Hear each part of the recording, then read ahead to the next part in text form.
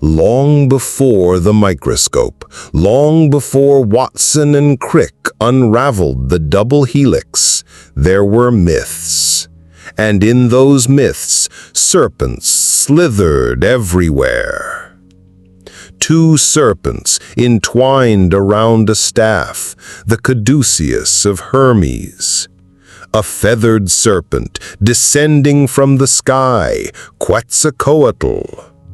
The cosmic serpent, Shesha, on whose coils Vishnu reclines.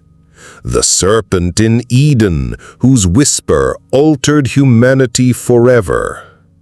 To the modern eye, these are symbols, stories. But what if they were something more? What if ancient seers, through trance, vision, or altered states, glimpsed a truth that science would only much later confirm? A truth not about reptiles crawling in gardens, but about the very code of life itself. A serpent hidden not in myth, but in the twisting ladder within our cells. Inside every one of your trillions of cells is a molecule 3 billion letters long. It coils, it twists, it spirals. It is DNA. Seen under the lens of science, DNA is a double helix, 2 strands spiraling upward, bound together like rungs of a ladder. Seen through the lens of myth, DNA is the serpent of life, coiling toward the heavens. The parallel is almost uncanny. 2 serpents equals 2 strands. Ladder of rungs equals Jacob's ladder, the spinal ascent, the 33 vertebrae. Encoded letters equals sacred symbols, runes, or hieroglyphics. The ancients could not name adenine or guanine, but they saw serpents, they dreamed ladders, they spoke of hidden fire. And now, in the age of genomes, we realize their visions were not metaphor. They were glimpses of the spiral code that makes us who we are.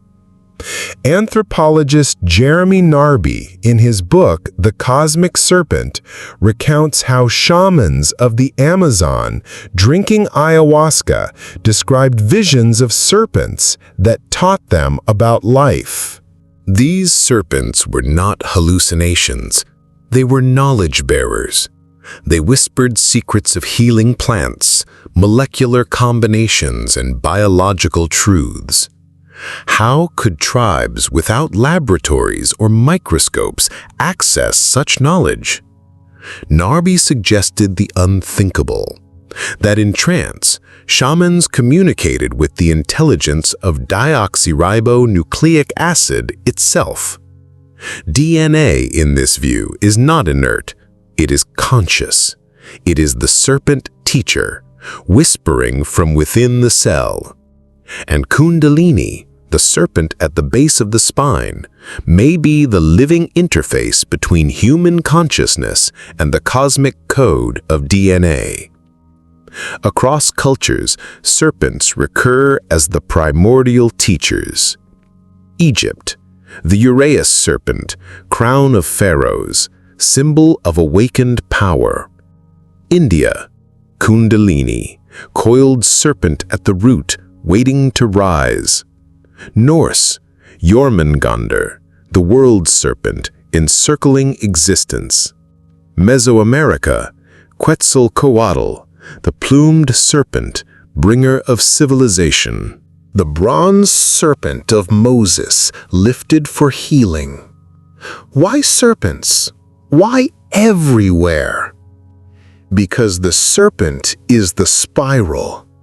It is DNA, spine, ladder, river, lightning, any force that coils, climbs, ascends. The ancients encoded what they saw, Science now confirms what they intuited. Life itself is serpentine. DNA is not just a molecule of chemicals. It emits light. Biophoton research has shown that DNA releases ultra-weak photons, tiny flashes of light, as if the molecule is whispering in code. Mystics long ago described this inner radiance as liquid light flowing through the body. When Kundalini awakens, practitioners often describe flashes of inner light, visions, radiant fire. Could this be the nervous system syncing with the bioluminescence of DNA? Could awakening literally mean turning on dormant codes within the genome? If so, then Kundalini is not only spiritual, it is biological. It is the serpent in the cell, awakening the serpent in the spine. Jacob's ladder, Dante's ascent, the 7 heavens of Sufis, the 7 chakras of yogis, these are not disparate myths. They are different languages pointing to the same architecture, the inner ladder of transformation. DNA is a ladder. The spine is a ladder. Temples are built as ladders. Heaven itself is envisioned as ascent. And the serpent? The serpent climbs ladders. It awakens dormant rungs. It weaves left and right, like DNA's strands, like Ida and Pingala coiling around Sushumna.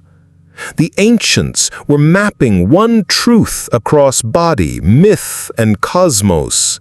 We are only now learning to read it.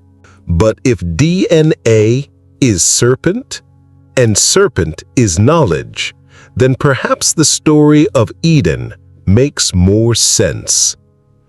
The serpent offered knowledge. The fruit awakened awareness. But humanity was punished, cast down, limited.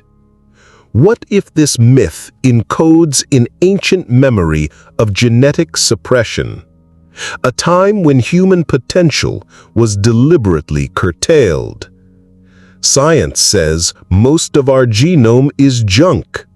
Mystics say most of our potential is dormant.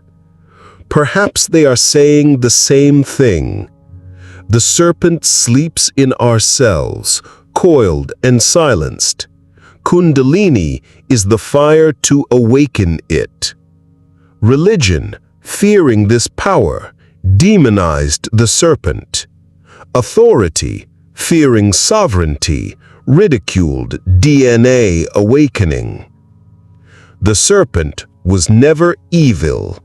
It was forbidden. Imagine humanity with fully awakened DNA. Imagine consciousness tuned to its biophotonic core.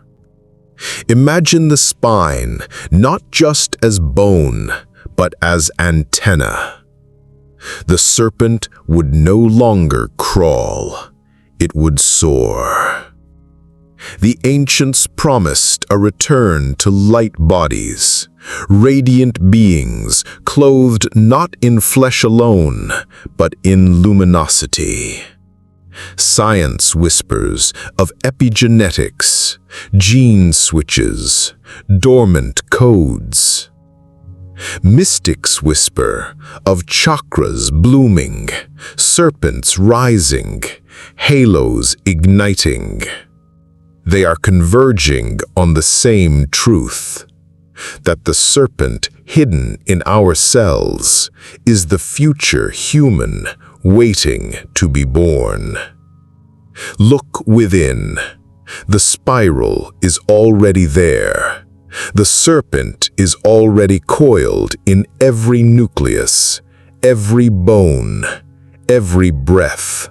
Kundalini is not foreign. It is familiar. It is the echo of DNA itself. To awaken is not to become something else. It is to remember what you already are. A ladder of light, a code of fire, a serpent of the cosmos. And as we step into the coming chapters, we will follow this serpent further, through the double helix of myth and science, through the 7 gates of transformation, and into the apocalypse of dormant codes awakening. For now, remember, the serpent was never outside you. It has always been hidden in your cells.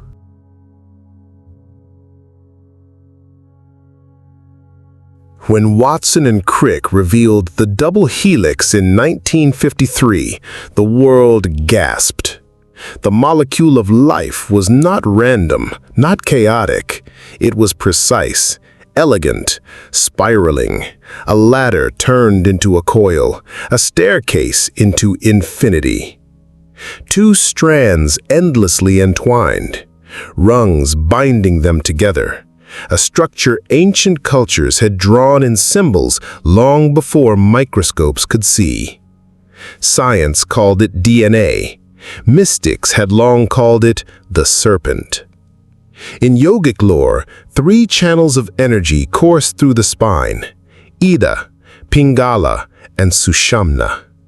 Ida, the lunar channel, cool, feminine, silver. Pingala, the solar channel, warm, masculine, golden. And Sushamna, the central axis, the pathway of transcendence. Ida and Pingala spiral around Sushamna like serpents winding up a staff. When Kundalini awakens, they intertwine, moving through chakras, until the fire pierces the crown. Now, look at DNA. 2 strands entwined, spiraling upward, bound by rungs, climbing step by step. Is this coincidence? Or is the yogic vision of twin serpents simply an inner revelation of the double helix, seen not with microscopes, but with the eye of spirit? Why do we still use the caduceus, 2 serpents coiling around a staff, as the symbol of medicine? Why did the ancients choose serpents of all creatures to represent healing and knowledge? Because the serpent was always more than reptile. It was spiral, it was energy, it was DNA. The caduceus is not just a staff of Hermes, it is a symbolic blueprint of life itself. Every time we see those entwined serpents, we are looking at a symbolic map of our own genetic code. The human spine has 33 vertebrae. Freemasons speak of 33 degrees. Jesus is said to have ascended at 33. The double helix, when viewed as a ladder, also climbs in steps. Every turn of DNA's spiral covers 10.5 rungs, numbers echoing in ancient numerology. Why such obsessive recurrence of ladders, rungs, degrees, ascents? Because the pattern of the double helix was intuited across cultures. The spine outside mirrors the DNA within. The serpent at the base mirrors the strands in every cell. As above, so below. As within, so without. Ida and Pingala are not only 2 channels of energy, they represent polarity itself, masculine and feminine, sun and moon, day and night, positive and negative charge. DNA, too, encodes polarity. 2 strands, complementary, opposite, yet bound in union. Each base pairs with its opposite, adenine with thymine, guanine with cytosine. Polarity is not conflict, it is dance. Without duality, there is no structure. Without serpents weaving, there is no ladder to climb. And so Kundalini is not about escaping polarity, but about uniting it. DNA is not chaos, but polarity in perfect marriage. Spirals appear everywhere in ancient art, carved into stones at Newgrange, painted on pottery, drawn in caves. Cultures with no contact all revered the spiral. Why? Because the spiral is the universal shape of life. Galaxies spin in spirals. Hurricanes form spirals. Seashells grow in spirals. DNA encodes in spirals. Serpents coil in spirals. The ancients did not need microscopes. They had vision. They saw the spiral in the world and in the body, and they knew the serpent is the shape of life itself. When Kundalini rises, practitioners describe sensations of heat and cold spiraling up the spine. The left side cool, lunar, silvery. The right side warm, solar, golden. This is Ida and Pingala awakening. This is the living mirror of DNA activating within the nervous system. Modern neuroscience might describe it as sympathetic and parasympathetic nervous systems balancing. Mystics describe it as twin serpents intertwining. Both are true. Both describe the same polarity dance. When the serpents harmonize, consciousness expands. When DNA's strands communicate fully, dormant codes may awaken. But why then was the serpent demonized? Why cast it as tempter in Eden, deceiver of Eve, enemy of God? Because serpent means knowledge. Serpent means awakening. Serpent means sovereignty. To suppress the serpent is to suppress self-knowledge. To banish it is to keep humanity from ascending its ladder. Yet even buried, the symbol survived in medicine, in temples, in myths. The serpent cannot be erased, for it coils in every cell. The Bible tells of Jacob's dream, a ladder reaching to heaven, angels ascending and descending. Scholars debate whether it was a vision of divine connection and axis mundi or prophecy. But what if Jacob's ladder is DNA itself? A double helix climbing into infinity.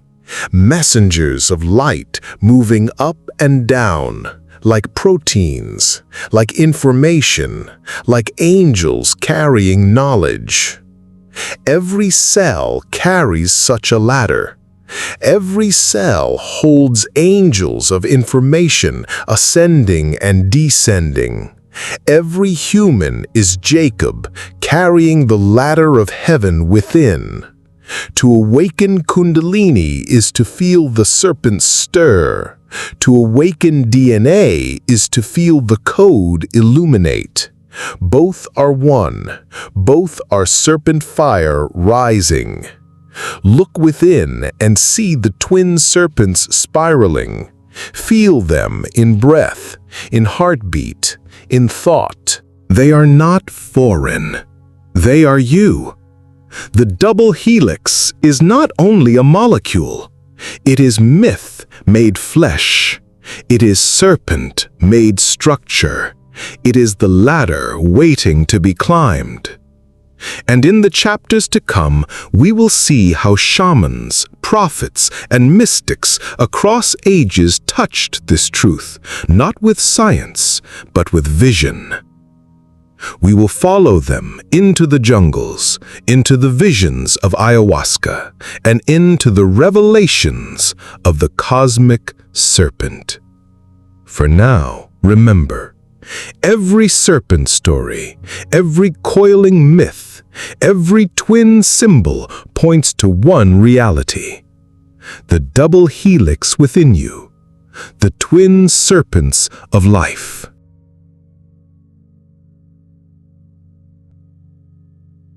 Deep in the Amazon rainforest, where the canopy hides the stars and rivers wind like serpents of silver, shamans have drunk a bitter brew for thousands of years.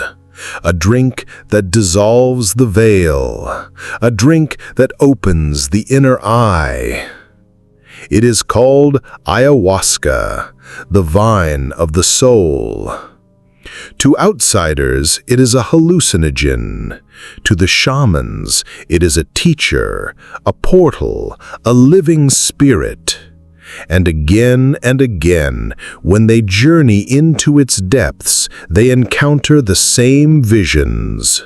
Serpents, spiraling serpents of light. Ask the shamans of the Amazon what they see in ayahuasca trance, and they will describe great snakes, luminous, winding through the jungle of the mind. Twin serpents that speak without words, transmitting knowledge in coils of light. Serpents that teach the songs of healing, the recipes of plants, the secret codes of life. They called these serpents teachers, not demons, not hallucinations, but the very source of wisdom. How can serpents impart knowledge? Because what they show is not fantasy. It is the spiral hidden in every cell. Anthropologist Jeremy Narby, in The Cosmic Serpent, recounts his astonishment at this universal serpent imagery. While working among Amazonian tribes, he found that shamans, without microscopes or laboratories, claimed to receive molecular-level knowledge of plants through visions. They knew which plants healed. They knew which combinations cured. They saw the threads of life. Narby realized what they were describing matched DNA. The shamans saw serpents because DNA appears as twin serpents intertwined. They saw threads of light because DNA emits biophotons, tiny pulses of living light. They gained knowledge because DNA itself was whispering through vision. Thus the term, Cosmic Serpent.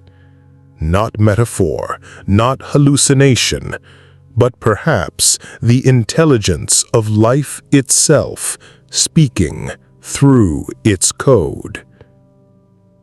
Ayahuasca contains DMT, a molecule sometimes called the spirit molecule. When ingested in ritual, it floods the brain, opening perception into realms normally hidden. Those who drink describe geometric fractals unfolding endlessly, spirals of color weaving into forms, luminous serpents winding in and out of their field of vision. But why serpents? Why spirals? Because the mind is entering resonance with the biological spiral of DNA. The visions are not fantasy. They are direct perception of the code of life. Ayahuasca, then, is not a drug. It is an interface. Scientists dismiss shamanic visions as hallucinations. But what if DNA is not just chemical, but also antenna? Some researchers propose that DMA can receive and emit electromagnetic frequencies. If true, then altered states may allow the brain to tune in to the signals of DNA. Shamans may literally be accessing the wisdom encoded in the genome. Thus, the serpents are not imagined. They are the mind's symbolic rendering of DNA communicating. The spiral speaks in images. The code becomes serpent. In ayahuasca ceremonies, shamans sing icaros, healing songs taught to them in visions. These songs are not invented, they are received. Shamans say the serpents teach them. Resonant and solemn, with a hint of nostalgia. Sound itself is a language of DNA. Research shows DNA vibrates, oscillates, responds to frequency. In vision, this becomes serpent song. In ceremony, the song shapes reality. Thus, serpent equals DNA equals song. Life is vibration, coiled in code, sung into being. The serpent is not confined to the Amazon. Across the globe, in trance, vision, or initiation, mystics report serpent imagery. In India, yogis speak of Kundalini, a serpent of fire coiled at the spine. In Africa, the Dambala serpent is revered in Vodou as source of creation. In Australia, Aboriginal elders tell of the rainbow serpent coiling across land and sky. In North America, vision quests often bring dreams of ladders, serpents, and spirals. Why the same motif across continents? Because human consciousness, when altered, perceives the same reality. The serpentine code underlying life. To modern ears, the idea of serpents teaching knowledge sounds absurd. But consider, DNA contains the instructions for building a body. DNA emits light and may communicate through frequency. Shamans in trance may access this biolinguistic system directly. The serpent, then, is a universal archetype of communication between consciousness and code, a symbolic language that bridges biology and spirit. In this light, the serpent and Eden make sense. It was not evil, it was knowledge. Forbidden knowledge, perhaps, because it bypassed external authority. Why, then, were serpent visions demonized? Why did religions cast the serpent as deceiver, enemy, devil? Because serpent knowledge is dangerous to systems of control. If every human can drink the vine, enter vision, and receive knowledge directly from DNA, what need for priest, king, or hierarchy? If the body itself is the temple, and the genome itself the scripture, authority dissolves. Thus, serpent knowledge was labeled forbidden. Shamanism was suppressed, ayahuasca banned, Kundalini ridiculed. But the serpent cannot be killed. It lives in every cell. It speaks in every vision. Today, seekers around the world travel to the Amazon to drink the vine. Scientists study ayahuasca's effects on trauma, depression, addiction. What shamans have known for millennia, science now begins to confirm. The vine is medicine, the serpent is wisdom. And as Kundalini rises in the West, as DNA research deepens, the archetype converges again. Serpent as teacher, spiral as life. We are remembering. We are listening again to the Cosmic Serpent. Close your eyes. Breathe deeply.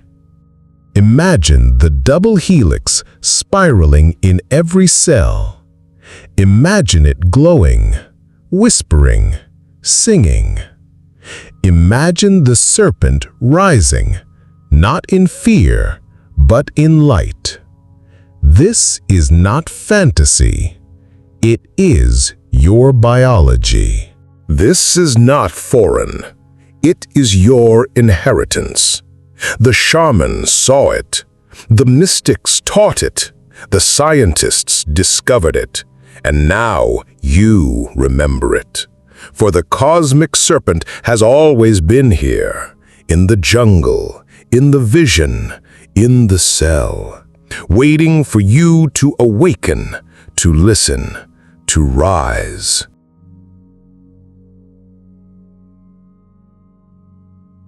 In 2001, when the Human Genome Project published its first draft, scientists expected a grand revelation. 3 billion letters, the code of life itself.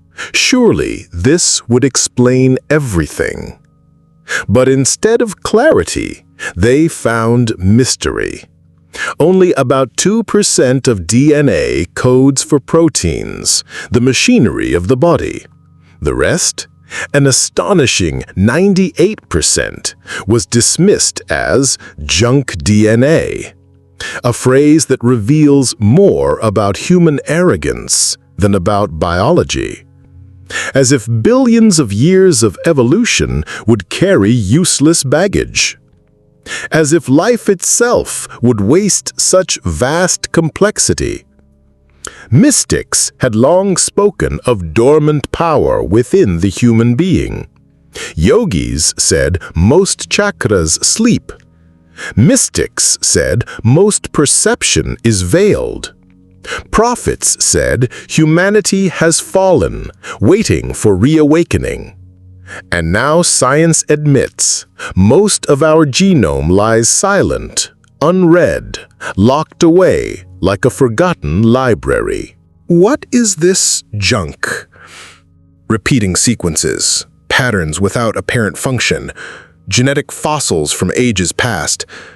But perhaps it is not junk at all. Perhaps it is dormant code, a vast reservoir of possibilities awaiting activation. If DNA is scripture, then only a few pages are read. If DNA is symphony, then only a few notes are played. If DNA is ladder, then only the first rungs are climbed. Kundalini teachings echo this. Most humans live with the serpent asleep, coiled at the base. Only fragments of perception are active. Awakening requires ignition, ascent, activation.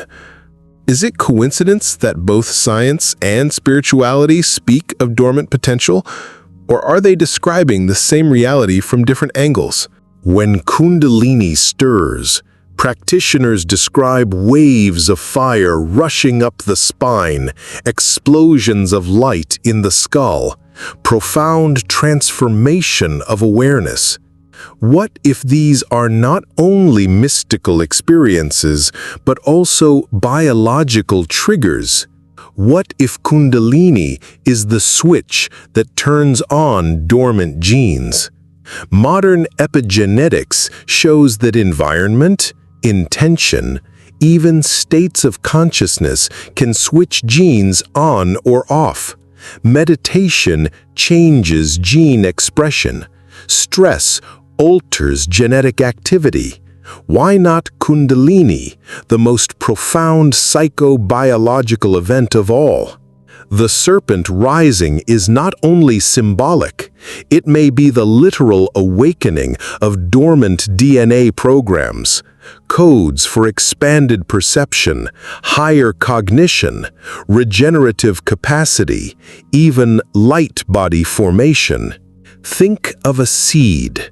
Inside it lies a tree, branches, fruit, forests. But until the right conditions, water, soil, sun, the seed remains dormant. DNA is the same. It carries forests of possibility. But without the proper spark, the seed sleeps. Kundalini is that spark. It is the sunlight to the seed of the genome. It is the fire that cracks open husks of dormant code. When it rises, the seed becomes tree, the serpent becomes light, the human becomes more than human.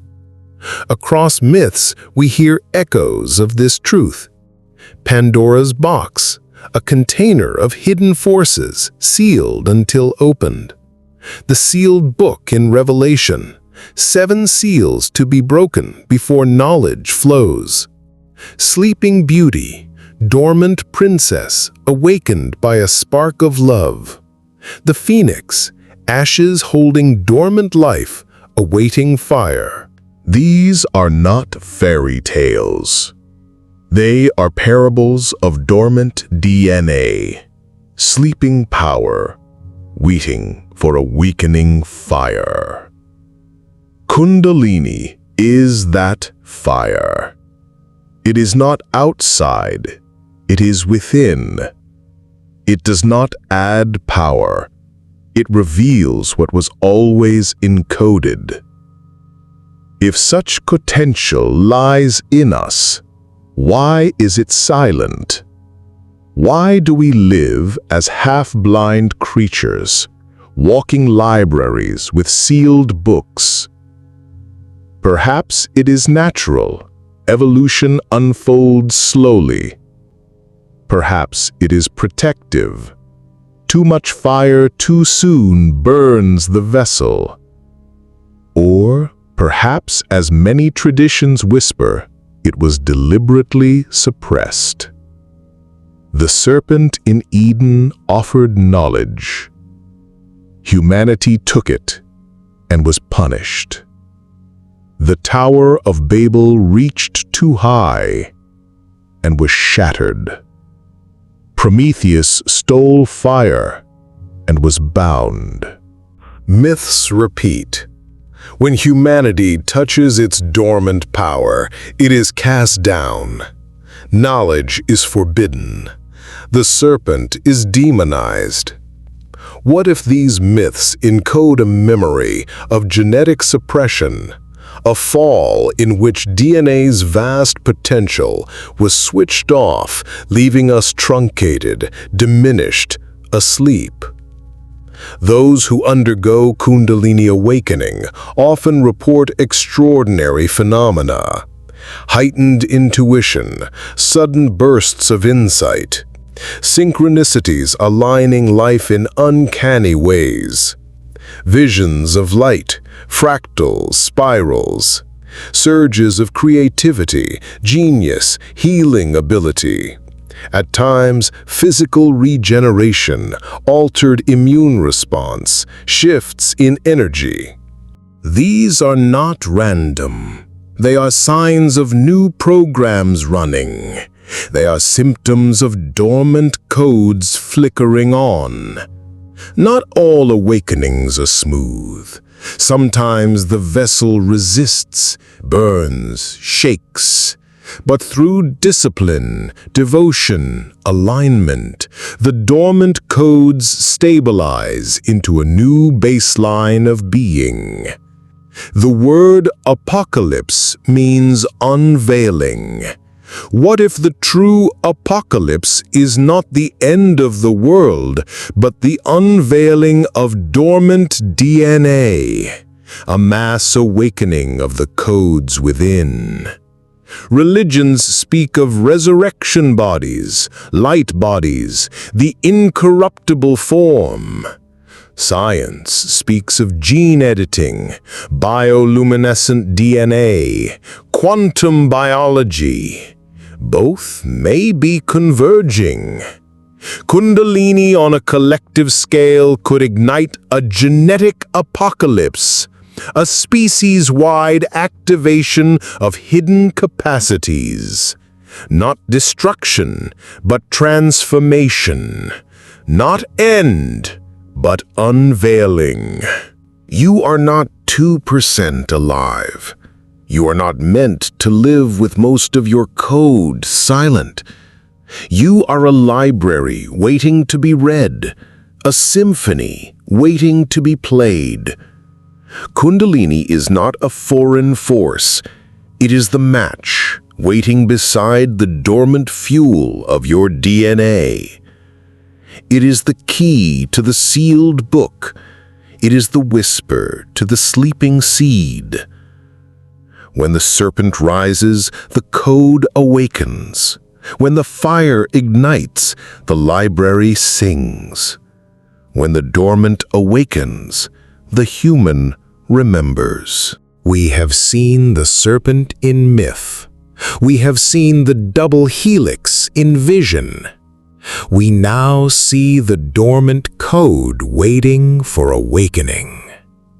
In the next chapter, we will confront why the serpent was so feared, why religions demonized it, why authority suppressed it, why the most natural ascent was painted as dangerous.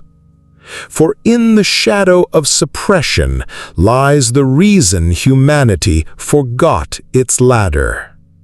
And in remembering, we reclaim it.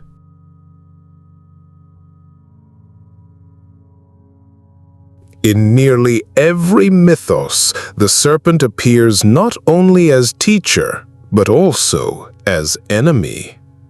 In Eden, it is cast as the deceiver. In Norse sagas, Jormungandr, the world's serpent, must be slain by Thor. In Christian art, saints trample snakes underfoot. In countless stories, the serpent is demonized. Why? Because the serpent is knowledge. Because the serpent is awakening. Because the serpent is power. To control humanity, one must first control its access to its own power. And so, the serpent was turned into monster. Kundalini was branded dangerous. DNA's inner fire was declared irrelevant, junk.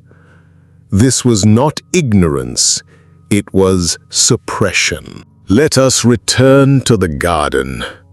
The serpent offers Eve the fruit of knowledge. Her eyes open. She sees differently. And for that, humanity is cursed. Is this not strange? Why would a god of light forbid knowledge? Why would the awakening of perception be punished with exile? Unless the story is not about sin, but about control. Unless the serpent is not evil, but a symbol of direct access to the divine, an access bypassing authority. To demonize the serpent was to place a veil between humans and their own awakening. The serpent was not expelled from the garden. We were expelled from the serpent. Another story. The Tower of Babel. Humanity builds upward, reaching for heaven. God descends, scatters them, confuses their tongues. Again, ascent punished. Again, unity broken. Again, knowledge fragmented. It is the same archetype. When humans climb the ladder too high, whether it is spine, serpent, or double helix, they are struck down. The myth encodes a warning: stay low, stay limited, stay asleep. Consider Prometheus, who stole fire from the gods and gave it to humanity. For this gift, he was chained to a rock, his liver devoured daily. Fire equals Kundalini. Fire equals DNA activation. Fire equals the spark of evolution. The myth repeats: those who awaken the dormant spark are punished, chained, silenced. The gods, whether literal or metaphorical, fear humanity with fire. Why would power fear human awakening? Because awakened humans cannot be controlled. They hear inner guidance instead of outer orders. They heal themselves instead of relying on priests or kings. They see through illusions instead of obeying blindly. A society of awakened beings cannot be enslaved. It cannot be ruled by fear. It cannot be divided by falsehood. Thus, awakening is dangerous to those who profit from ignorance. The serpent must be vilified, the DNA fire mocked, the inner ladder forgotten. And so, across cultures, serpents became symbols of evil. Dragons were beasts to be slain. The coiled energy was branded madness or heresy. Mystics who spoke of inner fire were silenced, burned, crucified. Even today, Kundalini is called dangerous, hallucinatory, pathological. DNA's dormant code is dismissed as junk. The message is the same. Do not look within. Do not awaken. Stay in the garden of ignorance. But perhaps suppression was not only malice. Perhaps it was also fear, because awakening is not easy. A sudden surge of Kundalini can overwhelm, destabilize, burn. Dormant DNA codes, if switched on too fast, could unravel the organism. The vessel must be prepared, disciplined, purified. Thus, authority, seeing the danger, chose control over freedom. Better to demonize the serpent than to risk chaos. Better to chain Prometheus than to let humanity burn. But in the process, humanity was chained too. Fast forward to modernity. Religion once suppressed serpent knowledge with sin and fear. Now science suppresses it with ridicule and dismissal. Kundalini is called delusion. DNA's mysteries are waved away as evolutionary accidents. Biophotons are dismissed as irrelevant noise. But the effect is the same. The inner fire remains mocked, denied, forgotten. The latter remains hidden. Science has become a new priesthood, guarding the gates of what may be believed. Yet the serpent could not be erased entirely. Its image persisted, hidden in sight. The caduceus, symbol of medicine, twin serpents around a staff. The staff of Asclepius, serpent coiled around the healer's rod. The Jed pillar of Egypt, spine of Osiris, symbol of stability and resurrection. The rainbow serpent in Aboriginal myth, coiling through land and sky. The serpent survived in myth, in medicine, in magic. Suppressed but not destroyed. dormant but not dead, just like the code in our DNA. Today, as ancient teachings resurface, as seekers practice yoga, meditation, breathwork, plant medicine, the serpent awakens again. People across the globe report the same phenomena once condemned as heresy.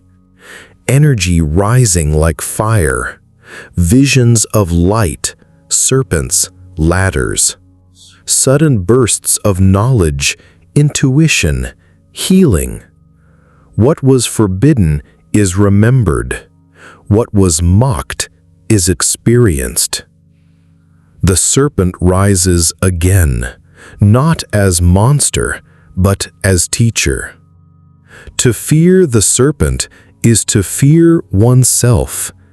To suppress it is to suppress life itself. The serpent was never enemy. It was mirror. It was guide. It was fire coiled in bone and code. Authority can demonize it. Religion can exile it. Science can dismiss it. But the serpent waits. In your cells. In your spine. In your breath. Waiting for you to remember. Waiting for you to rise. We have traced the serpent through myth, spine, DNA, vision, and suppression. We have seen it demonized, bound, hidden. But the story does not end in suppression, for the serpent always returns.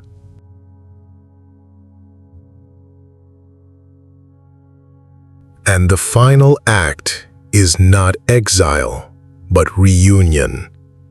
The final ascent is not forbidden, but inevitable. In the next chapter, we will step into the return to the DNA of light, the prophecy of humanity's next evolution, when the serpent in our cells and the serpent in our spine converge into a body not of flesh alone, but of fire and light. What does it mean to be human? Science defines us by our genome, by 23 pairs of chromosomes wrapped in a spiraling code. Religion defines us by spirit, by the breath of God within dust. Mystics define us by awakening, by the fire that rises when we remember who we are. But all point to one truth: we are not finished. Humanity is not the end of evolution. It is a bridge, a chrysalis, a doorway. Inside our very cells sleeps the potential of another form, another mode of being, a form not limited by flesh, but woven of light, a being not bound to earth, but resonant with stars, a human remade as serpent of fire. The body as we know it is carbon-based, heavy, fragile, perishable. It decays, it ages, it dies. But mystics speak of another body, the light body, the rainbow body, the diamond body. Yogis in the Himalayas, Tibetan lamas, Egyptian initiates, Gnostic mystics all tell of humans transfigured into beings of light. Their physical forms dissolve, only radiance remains. Science now whispers echoes. DNA emits biophotons, tiny flashes of light, coherent as lasers. Our cells communicate not only chemically, but with light signals. Consciousness may ride upon this luminous code. Kundalini, then, may be the evolutionary trigger. The serpent rising, igniting DNA, transmuting carbon code into luminous code. When Kundalini awakens fully, it is described not just as serpent, but as fire. A fire that purifies, a fire that burns illusions, a fire that transforms the body itself. This fire is not metaphor. It is electricity, photons, plasma coursing through the nervous system. It is dormant genes switching on, proteins folding differently, biophotons synchronizing. The ancient Hebrews called it the Shekinah fire. The Egyptians depicted it as the Uraeus serpent spitting flame. The yogis call it Kundalini Shakti, the blazing goddess. It is the same archetype. The serpent becomes fire. The fire becomes light. The light becomes body. The chakras are not just metaphors. They are energy gates, endocrine hubs, resonant nodes along the spine. As Kundalini rises, each chakra ignites, red to violet, root to crown, until the whole spine becomes a rainbow bridge. This rainbow is not imaginary. It is the first glimmer of the rainbow body. Each chakra like a frequency band, tuning DNA into higher harmonics. Each ignition like a dormant gene awakened. When the bridge is fully lit, the human stands transformed. Flesh infused with light, DNA humming with radiance. The serpent of fire coiled no longer, but unfurled as wings. Across traditions, whispers of this transformation remain. Christianity, we shall not all sleep, but we shall all be changed, in a moment, in the twinkling of an eye. Buddhism, the rainbow body of Dzogchen masters shrinking into pure light. Egypt, Osiris reborn as a being of luminous form, the Jed pillar ignited. Mesoamerica, Quetzalcoatl, the feathered serpent, promising return in radiant form. Different words, same prophecy. A human of light, a serpent ascended. DNA transfigured. The word apocalypse means unveiling. Perhaps the true apocalypse is not destruction, but revelation. The unveiling of the light body encoded in our DNA. For too long, we read only 2% of the script. For too long, we believed the rest was junk. But in truth, the silent code is prophecy. It is blueprint. It is ladder waiting for fire. Kundalini is the spark. Awakening is the apocalypse. The end of ignorance, the end of suppression, the beginning of radiance. Even science is inching closer. Epigenetics proves dormant genes can be switched on. Biophoton research shows DNA communicates in light. Quantum biology suggests coherence, entanglement, and consciousness itself may emerge from these luminous codes. What mystics described as halos may be electromagnetic fields glowing from coherent DNA light. What yogis described as siddhis, powers, may be natural capacities of awakened gene expression. What prophets described as ascension may be the collective leap from carbon to light code. Science shrugs, mystics affirm, but the convergence is undeniable. Of course, such transformation is terrifying. Authority fears it because it ends control. Science fears it because it shatters materialism. Even seekers fear it because it ends identity. But it is also promise. The promise that humanity is not trapped in flesh forever. That death is not final curtain, but chrysalis stage. That inside ourselves lies a being waiting to emerge, a being of fire, of light, of stars. The spine was always a ladder. DNA was always a ladder. Temples were always ladders. The serpent climbs. The fire rises. The light crowns. When all rungs are lit, when all dormant codes awaken, when the serpent of DNA and the serpent of Kundalini entwine fully, then humanity ascends the final ladder. Not into sky, but into essence. Not away from earth, but into its core truth. Not into fantasy, but into light. You are not finished. You are not junk. You are not dust destined to fade. You are spiral of stars. You are seed of fire. You are ladder of light. The serpent sleeps in your cells. The fire waits in your spine. The blueprint of light body is already written in your code. Kundalini is not outside.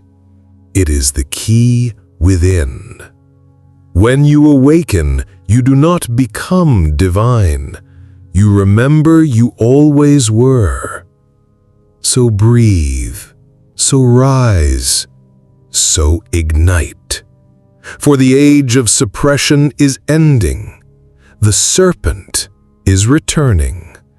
And the next human, the human of light, is you.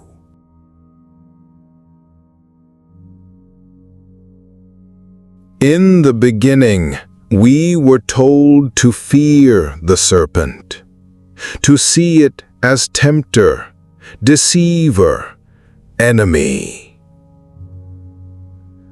But now, at the end of this journey, we see it differently. The serpent was never outside. It was always inside, woven into our bones, spiraling in our breath, singing in the silent light of our DNA. We are the latter. We are the code. We are the fire waiting to rise. When the serpent awakens, it does not turn us into something else. It unveils what we have always been, children of the stars, clothed in light, carrying eternity in every cell. The serpent is not our enemy. It is our forgotten memory. And as it rises once more, so do we.